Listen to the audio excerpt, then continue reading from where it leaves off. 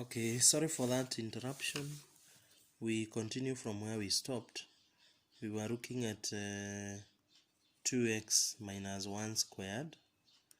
2x minus 1 squared is equivalent to 2x minus 1 multiplied by 2x minus 1, which gives us 2x into 2x minus 1 minus 1 into 2x minus 1, thereby giving us 4x squared minus 4x plus 1. There we observe that we have x minus 5 squared. To get the first term of the expanded form, we square the first term, that is x squared. Then to get the middle term, we multiply 2 by x by 5. Now we ignore the negative sign. We multiply 2 by x by 5, but now the sign in between there is negative. So it becomes minus 2 times x times 5.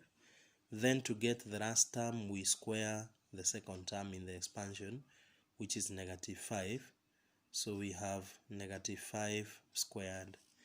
Now, again in 2x minus 1 squared, we first square 2x to get 4x squared. Then minus 2 times 2x times 1, which is minus 4x. Then plus negative 1 squared, which gives us the third term. Therefore, in a general case where we have a minus b squared, then our expanded form becomes a squared minus 2ab plus b squared.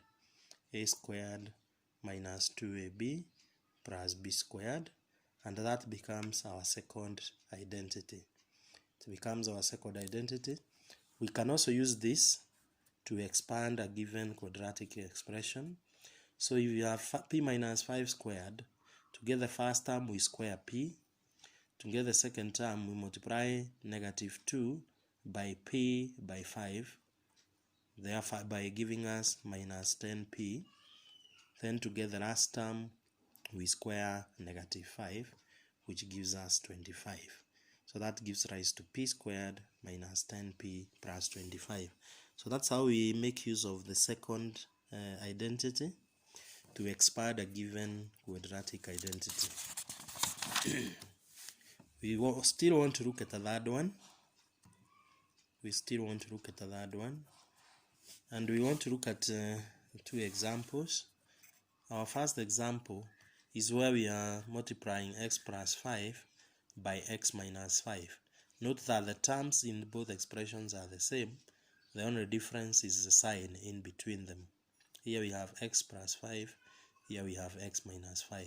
If we expand the normal way, we arrive at x squared minus 5x plus 5x minus 25. Now minus 5x plus 5x gives us 0. Therefore we end up with x squared minus 25. When it comes to 4x plus 3 into 4x minus 3, we now have 4x into 4x minus 3 plus 3 into 4x minus 3, which gives us 16x squared minus 12x plus 12x minus 9. Again, the middle terms cancel out, they add up to 0, so we end up with 16x squared minus 9. I want you to observe that x plus 5 into x minus 5 gives us x squared minus 5 squared. The first term is the first variable, which is x squared. The second term is the second term again squared, but with a negative sign between them. So it gives us x squared minus 25. Then we have 4x plus 3 into 4x minus 3. Again, to get the first term in the expanded form, we square 4x, which gives us 16x squared. To get the second term, we square 3, but then we put a negative sign, so we have minus 9. So that makes us arrive at the third quadratic identity, in which a plus b into a minus b gives us a squared minus b squared. It gives us a squared minus b squared, and this becomes our third quadratic identity. We also refer to this identity as a difference of two squares.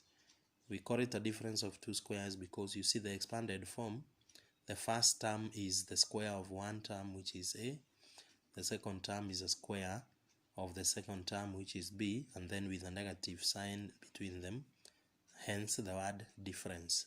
So we refer to it as a difference of two squares. If we can use that in expanding again an example, if we want to expand 2r minus 4 into 2r plus 4, then to get the first term we square 2r, which gives us 4r squared. To get the second term we square 4, which gives us 16. Then we put a negative sign between them.